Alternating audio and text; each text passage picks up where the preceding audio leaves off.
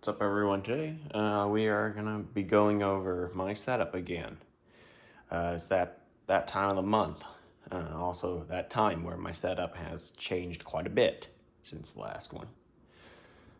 These videos mainly serve for me myself to look back and see this is what my setup looked like, and what's in it. Also, it could serve as inspiration for somebody's next setup, one of my viewers' next setups, if you do take inspiration from it. Of course, I'm not going to buy you any of these, but you got to buy yourself. So, find inspiration in it if you like it. Anyway, let's get into it. So, we're going to start here, the main setup.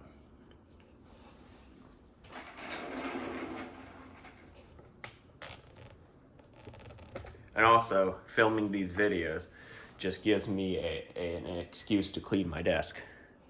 It normally doesn't look like this, but it does because it's on video. Right. It's probably better explained through a PC part picker list or my website. What's in this setup specifically. So let's zoom in on my screen and I'll show you.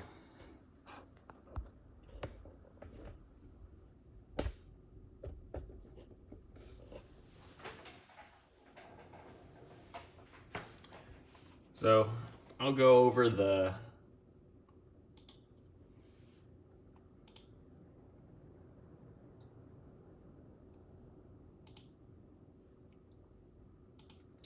here is my website for those of you who don't know. Simply called Captain Morse Productions. It's a Google Sites website, so it's just kind of like an information site about my channel, whatever's on it. Let's see, my setup. That's a new tab. I just added it. Computer specs. I don't want to open up the computer and stuff. I'll read you the specs and then I'll zoom in on the computer. It's got an i9 10900K. Actually, I want to zoom in on that. You probably can't see it. CPU is an Intel Core i9 10900K. GPU is an NVIDIA GeForce RTX 3070. It's the EVGA FTW3 Ultra Gaming version. RAM's 128 gigabytes. Corsair Vengeance RGB Pro DDR4 3000. Probably should have chosen a higher speed, maybe 3600 or something, but whatever. Storage 2 terabytes. Sabrent Rocket 4 plus NVMe Gen 4 M.2 SSD. That's quite a long name for it. It's an SSD. It's just really fast. Well, pretty fast. There are faster ones out there. The case is the Corsair 4000D Airflow, a very popular one, at least what I've seen before. It's actually number one on the list at PC Part Picker if you go there.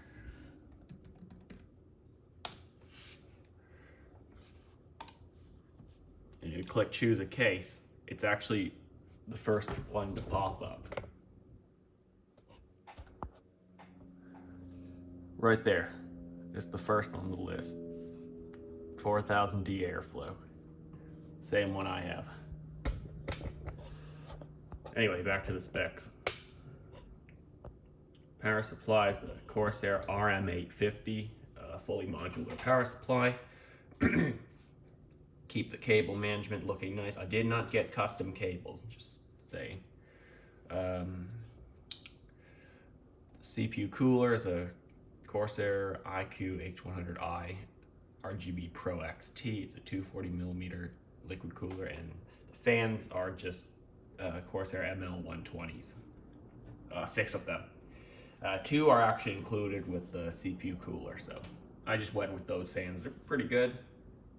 Not very loud, only when it gets hot, it'll get loud, so yeah, when you run games, benchmark it, stress test, whatever, video editing, all of those things will do that, but pretty rarely because it's got a ton of power, it's got a ton of cooling, so it should be able to manage it. Anyway, here's the PC in my setup. It's down here. There's a hard drive on top of it. It's just an external drive put together from a laptop hard drive. Yeah, there it is. I do also have a GPU support bracket, if you do see it. Not sure you see that. It's to hold the GPU up because it was starting to sag. It's pretty heavy. And I know, based on what I'm seeing, liquid cooling may be the only way to support these bigger GPUs without them literally breaking the PCIe slot off the motherboard. As they get heavier, they sag more. But, well, this one's managed to do it. Because, you know, the bulk of the weight is the cooler, right? It's just a ton of aluminum and copper, to be completely honest, and of course plastic for the fans. So if you were to relocate all of that onto a radiator like that, like my 240 millimeter one for the CPU cooler, then you would be able to move the weight away from the PCIe bracket onto, like, I don't know, the front. Speaking of the front of the PC, I'm gonna pop the grill off. Just tell you, I do need to clean it. It's disgusting. I have not cleaned it since I built it, which was late July, I think, or early. No, it was late July when I but I just can't be bothered. Okay. And that is for a kind of an important reason. It's a level, as you can tell, a miniature one. And these monitors, they're very adjustable in many, many ways, you know. You can tilt it, you can rotate it, you can move it up and down, you can move it side to side, you know. Which means there's room for it to go off center. I can't stand seeing a monitor being off center. And cable management can be better, but I don't have the time for that. All right, I hope I remember all of these off the top of my head. All the peripheral items, accessories, you know. Monitor. I can't remember what Asus calls this one. So let's open this tab on my website. Actually, you don't need to see it. I'll just read to you. Monitors. The middle one's an Asus ROG Strix XG27UQR. It's a 27-inch 4K HDR 144Hz monitor. The one off to the right is an LG UltraGear 27GP950B. It's a 27-inch 4K HDR 160Hz monitor. I have the Asus one in the middle because of its support for a microphone and webcam. And we'll get to that one later on. And the one off to the left, the vertical monitor, is a Dell S2721Q. It's a 27-inch 4K 60Hz monitor.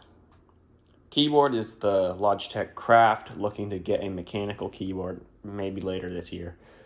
I mean, this does a decent job of being a keyboard. It's got a knob. I currently have it set to, when you twist it, it's changing the zoom level on a page, web page, document, whatever. And when you press it, it resets the zoom to 100%. It's helpful for working with documents with a lot of small text. You need to zoom in on it and move it. You know. Anyway, the mouse and mouse pad. The mouse is the Logitech G Pro X Super Light. It's a very lightweight mouse indeed. And the mouse pad's Logitech G Power Play, which is a wireless charging mouse pad for the mouse. So I actually never have to plug in the mouse. It's always charging, which is good because I always forget to plug it in. Speakers. The PreSonus Eris E3.5. It's pretty good. Well, this is the first result I got on Amazon when I searched studio monitor speakers because I was looking to upgrade from the built-in speakers in that Dell monitor. So I said, all right, let me just go for something more high-end. They're about $100. They're fine. They do the job of delivering sound, and they do it pretty well. They are actually connected to the thing on the left, which is the JDS Labs Atom Amp Plus. It's a headphone amp because I have some higher end headphones that need more power than those earbuds included with your phone. We'll get to those later on. It actually acts like a preamp for the speakers. I'm not sure if preamp is the right word. It also means I can adjust the volume using the knob on the amp, so I don't have to search for the correct volume control to do it. That knob also, the knob on the keyboard also serves as a volume control knob. If you hold it down for a couple seconds, a prompt will flash on the screen, I think. If I just tap it, it says zoom, right, in the middle of the screen. If I hold it down, it will say volume. So that's another volume control. I have like 3 volume controls. First comes from Windows, software-based. Second from the Atom Amp, which is hardware-based. And then on the speakers themselves. Yeah. The Windows one's always set to 100, so it can get the full signal into the DAC, which I'll get to later. Actually, I will now. This is the JDS Labs Atom DAC Plus. It's a digital to analog converter. It's better than the one that's built into my computer. It's supposed to convert ones and zeros into sound we can actually hear. That's kind of its point, why I have it. And it's better than it's better than the one in my computer. I could definitely hear a difference coming from the computer to this. But if I buy another DAC, will I be able to hear the difference? Maybe, maybe not. I don't know. Because this is kind of the point where it's beyond the human hearing capacity. Like, you can't really hear the difference. But I can't really speak for it. That's just what I've read around the internet, so whatever. That's the audio situation dealt with. I'm gonna go grab those headphones and show you. Alright, my 2 nicer headphones. I do have a Samsung SR850 headphone. It was like $35. 40 bucks? I think 40 bucks. It's in the drawer. I'm not gonna bother to show it. This one is my closed back headphone. Notice the backs are completely closed. Hold on, let me turn on the lights. Give me a second.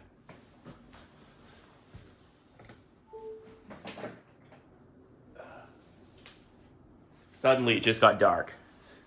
So I need to turn on the lights. Notice how the backs are completely closed. They're closed back headphones. These are the Beyerdynamic DT700 Pro X headphones. They sound pretty good. They're comfortable. They isolate noise. Like, you can't really hear what's going on outside around you when you have these, because they're just good at that. My other set is the Sennheiser HD6XX headphones. They sound great. That's all I gotta say. Although they do leak noise. So, I mean, number one, and they don't isolate noise pretty well. You hear what's going on outside. People hear what you're listening to if they're sitting close enough to you. So if that's a concern to you, these might not be your ideal set of headphones because, yeah, because of that. You'll hear what's going on outside, which will kind of ruin the listening experience. I don't really care if people hear what I'm listening to. I just care if I hear what they're doing, which ruins the listening experience. So, yeah. I haven't really done much gaming with them, so I can't really speak for their gaming performance. But I have done music listening, and both of them are pretty good. Though I do prefer the HD6XX when I listen to music with nobody else in the room. Right. What have I not covered in this desk? The webcam. I know it's not too important. It's just a Logitech C925E. It's a webcam, HD. Yeah, use it for Zoom calls. Use it for Skype, FaceTime. Well, no, this can't do FaceTime. Use it for whatever you want. Video calling, streaming, you name it. It does the job. Anyway, I want to direct your attention to this little pod on my desk. That is a external power button. So if I actually press the power button on my computer, it won't turn off. You need this. Of course, you can open up the computer and rewire it so that the power buttons work, but I've set it up this way so that I don't have to reach under my desk to turn it on. It's just kind of a convenience thing. And also, if I'm leaving the desk for a while, that means more than a day. That means I do not expect to touch the computer for more than a day. I'll remove the power button as well. That means you can't turn it on without modifying my computer. So, there you go. That's this desk covered. Forgot to mention that I have a backup power supply down there, so if the power goes out, the PC will keep running for a few minutes so that I can save my work and shut it down properly. Yep, that's its only purpose. I think it reports like a 5-minute runtime. So I gotta act quick. This is, after all, a pretty power-hungry machine. Anyway, we move on to this side of the desk. There's some books, some writing supplies, some Sharpies back there, a plant, and that's about it. It's kind of my work desk here, where I do writing, where I could deal with mobile devices like these. This is an iPad Pro 12.9 4th generation, and that's a Dell G15. It's got a Ryzen 7, I don't remember what, 5800H, correct me if I'm wrong, NVIDIA GeForce RTX 3050 Ti laptop GPU. It's got 24 gigs of RAM, 512 gig SSD, and that's about it. Why did I choose this laptop over pretty much any other gaming laptop? Number one, it was on sale at Best Buy when I bought it. And number two, it's got a numeric keypad, which was why I was trying to replace my old MacBook for. I had a MacBook Pro 16-inch. I don't know why I bought it. I was in a rush. I needed a laptop, so there you go. It had no numeric keypad, so eventually I just got this one. It's probably here to stay for a while. Don't see me replacing it. I don't see myself replacing it anytime soon. Although there's this Dell 2-in-1 detachable thing. So it's kind of like that and that put together, like my iPad and the G15 kind of combined into one. Of course, there's less power than the G15, but more functionality than the iPad. The iPad is an entertainment device. This is a work/gaming device. That's also a gaming device, but it's not a work device. But it's looking like a pretty good deal. Anyway, that's my setup. I'm gonna pull the camera back for November of 2022, and I don't know, I'm seeing myself making a video like this in like a couple of months. Although the setup could change quite a bit. Who knows? So yeah, thanks for watching. If you found inspiration in this video, let me know in the comments below. What did you do to your setup that's similar to this video? If you liked it, hit the like button. And if you want to see more tech-related content, hit the subscribe button, Again, thanks for watching, and I'll see you next time.